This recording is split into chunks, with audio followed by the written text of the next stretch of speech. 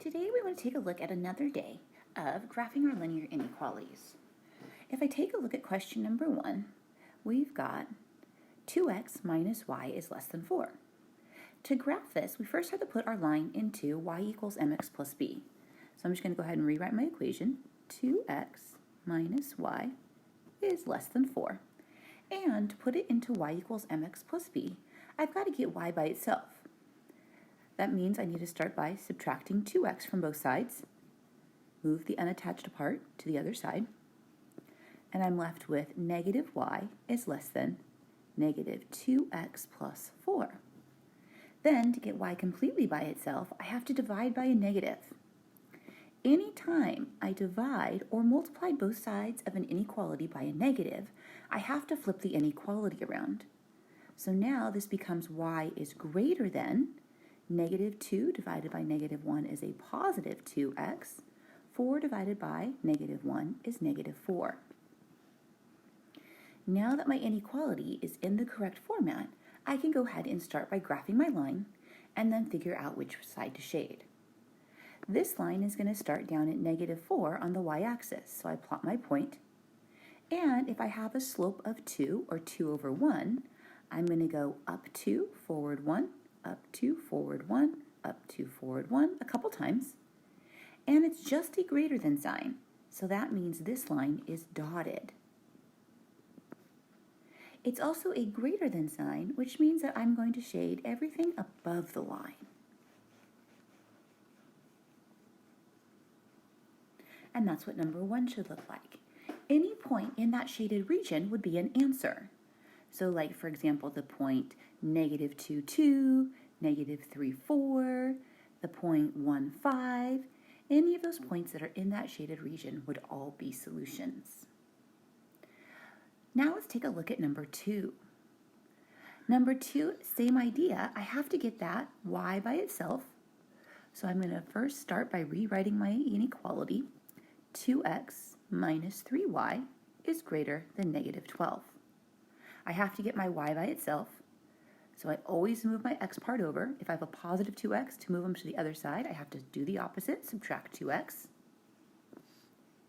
That leaves me with negative 3y is greater than negative 2x minus 12. And just like in question number 1, again, I'm dividing everything by a negative number. So if the item going across that I'm dividing with or multiplying with is negative, I flip the inequality. Again, I only flip the inequality if I'm dividing or multiplying by a negative. So this becomes y is less than negative 2 divided by negative 3 is a positive 2/3 x. Negative 12 divided by negative 3 is a positive 4. Now that I have my correct inequality, this one starts up at a positive 4 on the y-axis and has a slope of 2/3. So I can go up 2 over 3. And if I wanted to, I could also go down 2 backwards 3.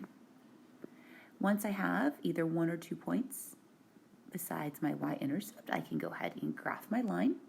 It's dotted because it's just a less than. Now this one is less than, so that means I'm going to shade underneath the line. And any point in that shaded region would be an answer. Let's move on to questions 3 and 4.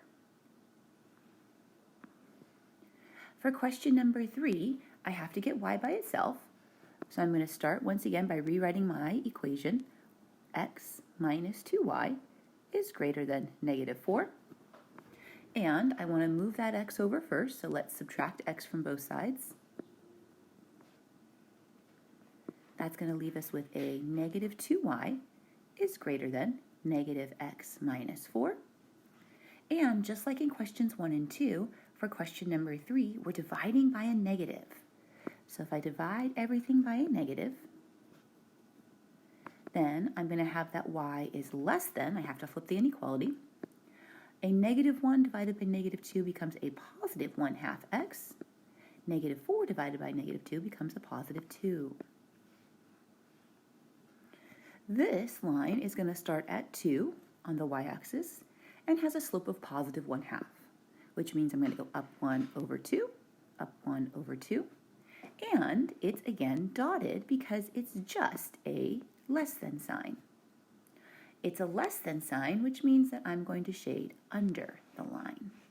So all the points in this shaded region would be answers. Number 4. For question number 4, again, we have to get y by itself. So let's start by rewriting our inequality. 3x plus 5y is greater than or equal to 0. And we want to subtract the 3x from both sides. Move him over.